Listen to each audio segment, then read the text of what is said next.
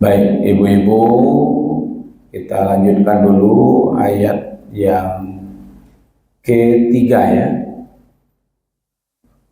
Ayat yang ketiga. A'udzubillahi minasyaitonirrajim. Bismillahirrahmanirrahim. Fiha kutubun qayyimah. Shadaqallahul azim. Departemen Agama menerjemahkannya di dalamnya. Jadi fi itu di dalam, hanya itu kepada Al-Quran terdapat isi kitab-kitab yang lurus. Ya, kutubum. Nanti kita jelaskan kitab-kitab itu. Buya Hamka menerjemahkan di dalamnya ada kitab-kitab yang lurus. Mahmud Yunus menerjemahkannya di dalamnya kitab-kitab yang lurus, dalam kurungnya kitab-kitab yang betul. Jadi kalau begitu kitab kutubum di situ artinya adalah peraturan. Jadi di dalam Al-Quran itu ada peraturan-peraturan yang lurus, ya, peraturan yang lurus, gitu. Atau juga disebut dengan informasi. Jadi kitab itu bisa artinya informasi, informasi yang benar. Jadi isi Al-Quran itu informasi. Ada informasi tentang Allah, ada informasi bagaimana berinteraksi dengan Allah, itu menyembah Allah. Ada isinya informasi tentang bagaimana meraih kebahagiaan di dunia dan di akhirat. Ada informasi tentang kisah-kisah tempo lalu, ya kan, baik tentang orang-orang baik ataupun tentang orang-orang jahat. Dan itu semua isi Al-Quran itu adalah qayyimah, lurus, benar, adil. Tidak ada satupun yang tidak benar dalam Al-Quran. Kalau ragu tentang Al-Quran, boleh dibantah. Jangankan Al-Quran sepenuh ayat-ayat itu, satu ayat saja nggak mampu sampai sekarang, ya kan? Kalau kamu ragu tentang Al-Quran, coba buat satu ayat, ya kan? Sampai sekarang kan nggak ada yang bisa membuat, ya kan? Tapi kenapa mereka tidak beriman juga, gitu ya? Maka itu kitab menurut Buya Hamka, perintah-perintah dan juga larangan-larangan. Dalam Al-Quran itu kan ada perintah-perintah, perintahnya itu benar, perintahnya itu adil, perintah itu adalah menguntungkan. Jadi kalau kita diperintah dalam Al-Quran, maka keuntungan perintah itu untuk kita. Kalau ada larangan-larangan dalam Al-Quran, maka larangan itu adalah untuk kita, ya kan? Sekarang kan banyak orang yang lebih suka perintah setan dibandingkan perintah Allah. Di seluruh menikah dia berzina, disuruh bekerja keras dia maunya cepat berjudi, ya kan? Dia maunya korupsi, dia maunya riba, kan itu aja sebenarnya, ya kan? Padahal di sini sudah ada qayyimah, ya kan, yang lurus, yang tegas, yang kokoh, ya kan. Jadi itu menunjukkan kepada Al-Quran, ya kan. Orang-orang kafir dia istiqomah dengan kekafirannya, orang beriman istiqomah dengan keimanannya, ya kan. Saya kadang-kadang pengalaman begini, ibu-ibu. Ketika ngajak anak-anak namanya ke yang dekat saja lah, ke Kuala Lumpur umpamanya kan, atau ke kayaknya dah ke Kuala Lumpur dah. Hah? Iya, daripada ke Jakarta, ya kan, ke Singapura umpamanya, ya kan, ongkosnya 300.000 ya Bu, ya. Kalau ibu-ibu mau nanti saya bawalah ke Kuala Lumpur ya, boleh rihelah nanti, ya saya tour guide-nya gitu, ya kan, tapi bawa suami Bu, bawa apa-apa gitu ya. Di Kuala Lumpur atau di Singapura itu, ya, itu orang istiqomah dengan pakaian-pakaian yang membuka-buka aurat kan, ya, bangga dia gitu ya. Nah, di Kuala Lumpur itu kan kayak gitu juga tuh. Pergilah kita umpamanya KL Sentral, ya kan, atau di manalah gitu ya, banyak di Bukit Bintang gitu ya, ke Pavilion,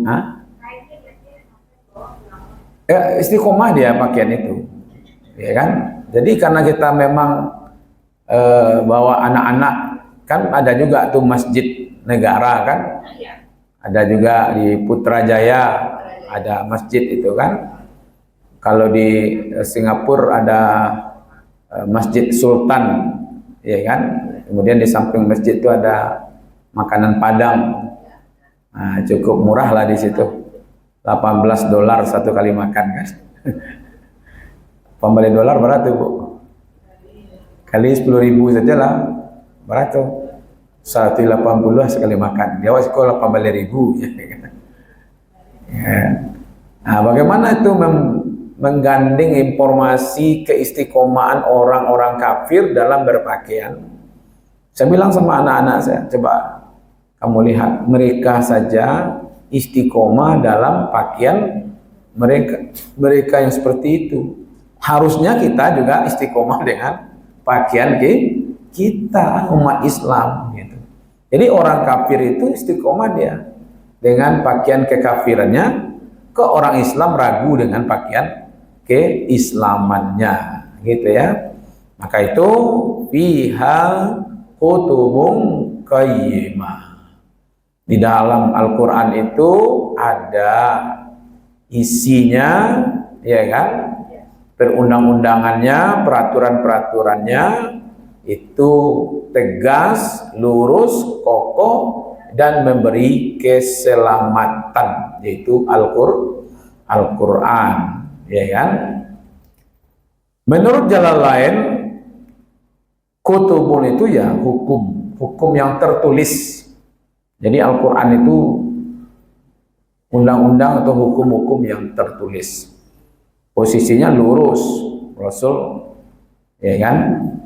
Nah ini sebenarnya tentang pengenalan Al-Quran. Di halaman berapa tuh saya buat? Rasanya sudah saya kirim ya. Bahannya sudah dikirim Bu, sudah ya. Bisa dilihat itu. Ya, isi Al-Quran itu sekurang-kurangnya di sini ada 4 yang saya tulis, yaitu pengenalan tentang Allah. Siapa yang ingin kenal dengan Allah ya pelajari Al-Quran. Yang kedua, cara beribadah kepada Allah. Yang ketiga, meraih kebahagiaan dunia dan akhirat. Ya kan? Kedua-duanya maksudnya. Kalau dunia saja mungkin banyak orang yang bisa bahagia, tapi untuk akhirat kita kan punya doa sapu jagat ya. Rabbana atina fid dunya hasanah wa fil akhirati hasanah wa qina azabannar. Kalau ibu-ibu nanti pergi ke Arab, itu ibu tanyaan, ada enggak di Makkah ini doa sapu jagat? Enggak tahu pula mereka itu. Jadi doa sapu jagat itu istilah orang awak aja Bu, orang Indonesia ya. Tapi alhamdulillah tadi malam Indonesia mengalahkan Arab Saudi ya. Nonton ibu-ibu enggak ya. Saya juga enggak nonton. Ya enggak. Itu gara-gara doa sapu jagat salah satunya mungkin. Yang orang Arab enggak punya gitu. Kalau Rabbana Atina mereka punya ya, tapi nasapu jagat pun tidak ada. Ya.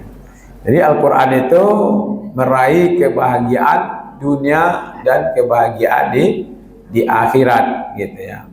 Kemudian kisah-kisah tadi saya ceritakan. Malah ada satu surat dalam Al-Quran, suratnya surat Al-Kisah. Apa itu Al-Kisah? Al-Qasas. Nah, Al-Qasas itu artinya kisah. Ya, surat Al-Qasas itu artinya surat kisah-kisah. Ya kan? Jadi ada dalam Al-Quran cerita tentang orang-orang baik, mulai dari Nabi dan Rasul sampai orang-orang yang dimuliakan, gitu. Kayak kisah Ali Imran, ya kan? Maryam, ya kan?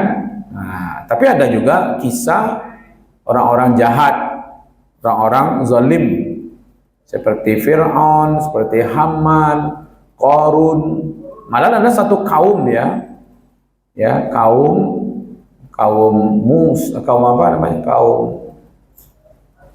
kaum Ad, kaum Samud, ya kan? Itu bukan satu dua orang, satu golongan manusia, ya kan? Nah, itu diceritakan, gitu.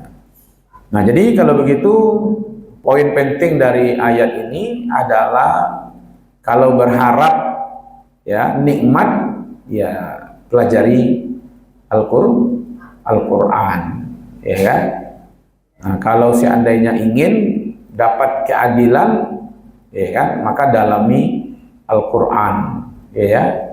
Jadi kalau ingin ada perubahan dalam hidup kita, ya memang salah satunya adalah melalui Al-Quran, ya kan? Jadi kita ini sebenarnya punya pegangan ya dalam kehidupan kita yang akan menyelamatkan kita, yaitu Al-Quran, ya kan? Nah, jadi sebenarnya Allah ingin memesankan saja bahwa ini loh produk, ya kan, undang-undang, peraturan-peraturan yang lurus, yang benar, yang bisa menyelamatkan kamu. Nah, penjelasnya itulah yang disebut dengan al-bayyinah, yaitu Rasul, ya kan? Jadi Rasul itu sebagai bayyinah, yaitu penjelas dari Al-Quran. Al-Muyassar mengatakan dalam Al-Quran itu ada berita benar, ya kan? Ada hukum yang adil, ada sesuatu yang bisa membimbing kita, ya, bisa membimbing kita untuk mencapai kebenaran itu. Jadi kalau ibu-ibu, kadang orang lebih enak membaca hal-hal yang belum tahu benar. Apa namanya sekarang? Berita hoak. Ya kan? Kalau ini udah jelas informasinya benar, dijamin oleh Allah kan. Nah, itu diantaranya. Oke, kita lihat poin pentingnya lagi. Makna kutubun qayyimah. Tadi adalah kitab yang lurus. Artinya ini wahyu dijamin oleh Allah. Apa yang terkandung di dalamnya itu adalah suatu yang benar, tidak ada yang menyimpang. Isinya adalah adil, mengandung petunjuk, menegakkan keadilan dan kebenaran dalam kehidupan. Jadi kesempurnaan wahyu Allah. Jadi Al-Quran ini bebas dari kesalahan. Tak ada yang kontradiksi di situ, Bu. Di ayat ini ngomong begini, ayat lain ngomong beda, tidak ada. Sampai hari ini tidak ada yang bisa membuktikan. Ya kan? Saya pernah mengislamkan orang Australia. Ya, Australia. Beberapa kali saya pernah mengislamkan orang Australia. Itu ada satu yang menarik bagi saya. Di antara sekian orang itu, dia masuk Islam karena dikasih Al-Quran. Dikasih Al-Quran oleh tetangganya yang dari Jordan, tapi berbahasa Inggris, ya, terjemahannya berbahasa Inggris. Katanya begini, you read this holy book and find the mistake, ya kan, and you criticize it. Ngerti ibu tuh? Enggak ya, enggak ada. Ya kan, ambo hapa-hapa lo tuh mah kata tuh. Katanya ini kamu baca, temukan kesalahannya, lalu kritik.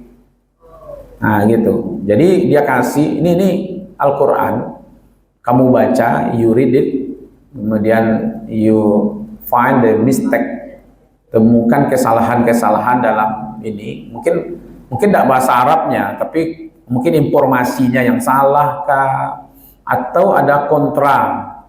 Di sini bilangnya A, di tempat lain bilangnya B, umpamanya kan? Atau kamu kritik gitu bahasa kitanya. Kamu kritik dia. Katanya dia baca 6 bulan tuh selesai 1 kali baca, nggak ketemu. Baca lagi 6 bulan berikutnya selesai pula, lah 2 kali dia. Sampai berkali dalam 2 tahun itu dia baca, nggak ketemu. Tapi dia menjadi asik gitu. Ya, akhirnya dia penasaran. Dia tanyalah tentang ayat-ayat itu gitu. Iya kan? Nah, kemudian satu kali dia ya inginlah masuk Islam. Nah, itu saya tanya, why do you want to attend Islam, ya, religion, or why you want to be Muslim? Dia kasih alasannya itu, dia baca Al-Quran terjemahan itu berkali-kali, ya kan? Ternyata semakin dia baca semakin menarik. Yang kesalahan tidak ketemu, yang mau dikritik tidak jelas. Sedang orang ahli bahasa Arab saja tidak bisa menemukan kesalahan, apalagi dia tidak pandai bahasa Arab. Ya, nah, yang pandainya cuman bahasa Inggris. Berarti kan terjemahan, ya kan, terjemahan. Itu menunjukkan memang Al-Quran itu suatu yang bebas dari kesalahan. Ya kan, mereka bebas dari kesalahan. Ini disuruh mencari salah saja tidak dapat. Beda dengan tukang pelukis yang pernah saya ceritakan. Dia melukis, lalu ditaruhnya di tempat orang ramai, dibuat tulisan di situ.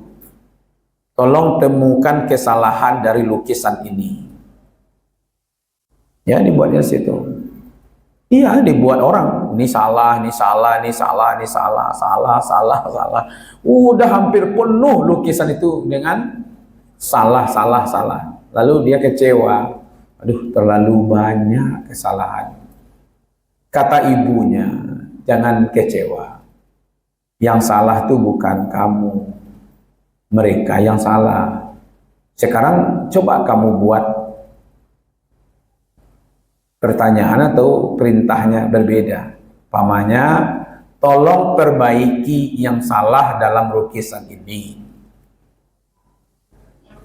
Tolong perbaiki yang salah dalam lukisan ini. Ditaruh lukisan yang bersih tadi, dibuat tulisan di bawahnya, tolong perbaiki kesalahan dalam lukisan ini. Sajak dipasang sampai terakhir barasih lukisan itu. Tidak ada yang tahu bagaimana memperbaiki yang salah. Jadi manusia itu kadang-kadang lebih banyak tahu dan salah, menyalahkan ketika memperbaiki, ya kan? Lagi kue ini kau buat. Tahu siapa salah saja kayaknya.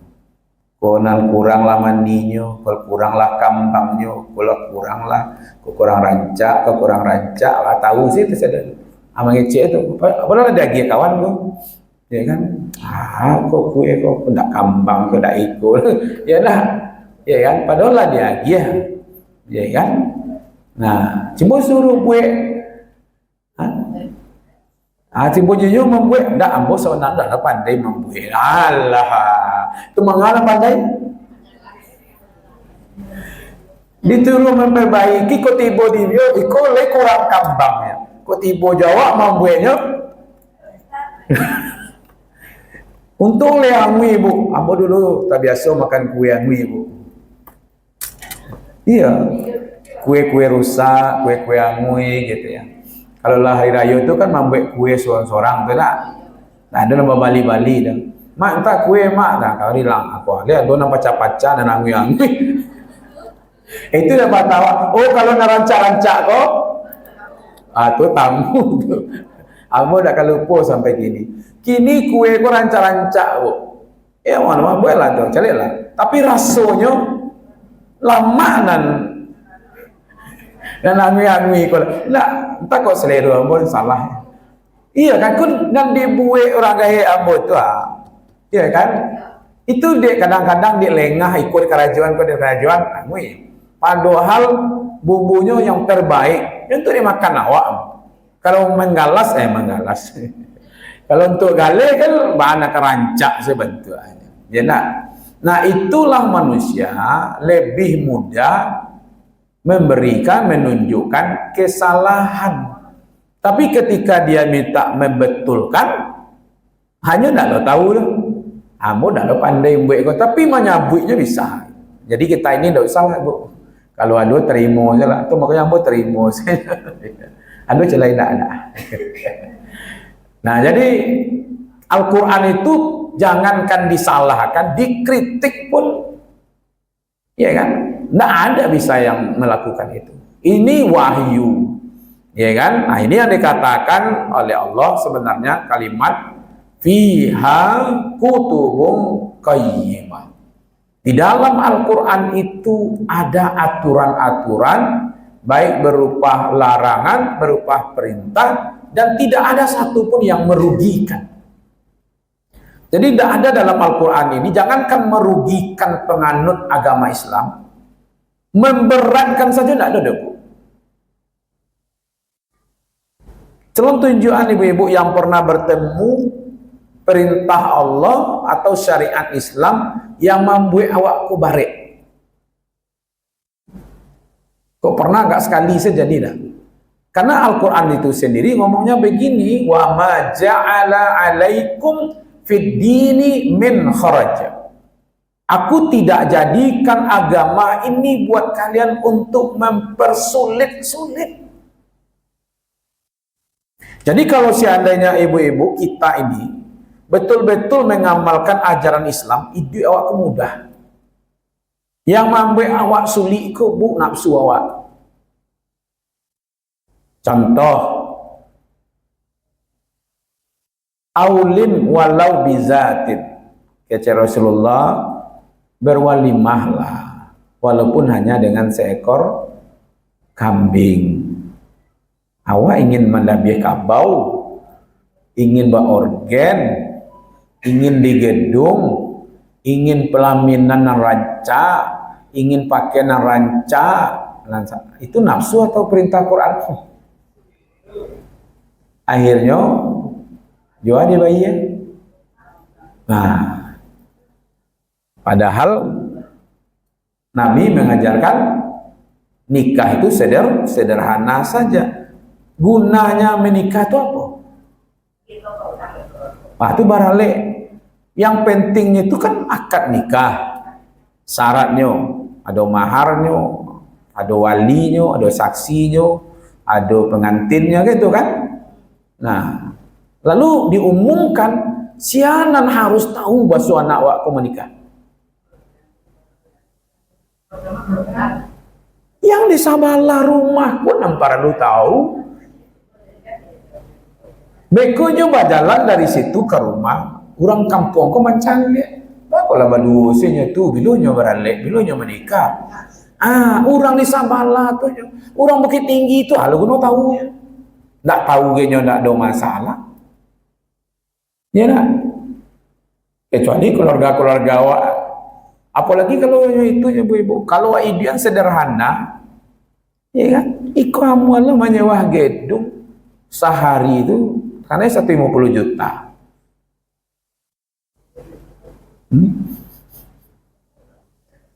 Itu kalau latih, soalnya tak latih di baralik, latih sama bayi. Karena itu tutup jadi rumah adat mau Ustaz. Ya, jadi kita lah yang mempersulit diri sebenarnya. Kalau Al-Quran sebenarnya justru syariat Islam itu mempermudah. Kalau tidak sanggup sholat berdiri sambil duduk, Bayar, tidak bisa sambil duduk, sambil berbaring. Tidak bisa sambil berbaring, ya isyarat saja. Tidak bisa juga isyaratnya orang lain yang akan menyolatkan. Nah, lu awak sholat, ya kan? Disolatkan orang, yakin lah ibu. Miskin orang tetap jadi sholatkan. Asalnya Islam kan. Jadi kalau gitu mengacu kita kepada Al-Quran yang lurus, yang benar, yang tidak ada sumbing sedikit. Dan itu adalah untuk memudahkan. Jadi kesempurnaan ajaran Islam itu adalah bebas dari kesalahan, kontradiktif, tidak ada. Jadi mengatur kita, semuanya itu sebenarnya untuk kita aja. Ya kan? Ada larangan, pasti manfaatnya untuk kita. Ada perintah, pasti perintah itu bermanfaat untuk kita. Jadi kitab Allah itu memberi petunjuk untuk kehidupan kebaikan. Mulai dari dunia sampai kepada akhirat. Jadi kayak ini saja sebenarnya petunjuk jalan. Ya, kalau petunjuk itu kan memudahkan. Supaya jangan sasek, wak, mudah wak jalannya, capek wak sampai, kan itu sebenarnya bu. Ya kan? Karena ibu-ibu percaya lo kepada manusia kan. Merangkailah dengan pesawat, kamu ibu kapai. Ibu tidak kenal dengan pilotnya. Ya nak, pesawat kok barah bariknya. Ya kan, tapi ibu kan tanang sedete. Boleh-boleh terkaji-kaji sekete. Ya kan? Nah, iko jale dah wak. Ya kan, saya yang median awak, saya yang mamatian awak, saya yang magi rasaki, maha besarnya kok tak tanang, itu kan lain masalah itu. Jadi mengarahkan hidup kita itu kepada yang baik. Jadi kitab, ya kan, apa hubungan dengan ayat sebelumnya? Apa ayat sebelumnya? Sebelum fiha kutubun qayyimah, rasulun minallahi yatlu suhufan mutahharah. Jadi Nabi Muhammad itu diutus oleh Allah untuk menjelaskan, mengajarkan, yaitu suhufan mutahharah, yaitu kitab suhuf, ya Al-Quran yang suci. Ya kan? Lalu dalam kitab yang suci, di pihaknya itu kembalinya hanya itu kepada yang atasnya itu. Ya kan, suhufan mutahharah. Di dalam suhufan mutahharah itu ada aturan-aturan, baik larangan-larangan ataupun perintah-perintah, ya kan, yang lurus, yang adil, yang jauh dari kesalahan, jauh dari kontradiktif, ya kan, berlawanan. Itu yang dijalihkan oleh Nabi. Nah, nanti saya bukakan sedikit. Ada orang-orang kafir ini yang mau percaya, ada yang tidak, ada yang mau berubah, ada yang tidak gitu. Dan dijalihan itu Al-Quran kok tetap juga dengan kekafirannya. Nah, itu yang parah gitu. Ya kan? Padahal sudah dijelaskan oleh Nabi Muhammad SAW. Jadi kalau kita merujuk kepada wahyu-wahyu Allah itu, ya kan, maka semuanya kitab-kitab Allah itu adalah kitab yang menyelamatkan. Ya, kemudian ibu-ibu, ini kan begini ceritanya. Ajaran semenjak Nabi Adam sampai kepada Nabi Muhammad itu sudah dirangkum di dalam Al-Quran, dan itu Al-Quran ini itu update sampai hari kiamat. Ya, kalau kata kitab yang dulu itu hanya untuk Bani Israel, cocoknya pada masa itu. Tapi kalau Al-Quran ini sudah sempurna, dan itulah selesai nanti menjawab persoalan umat sampai hari kiamat.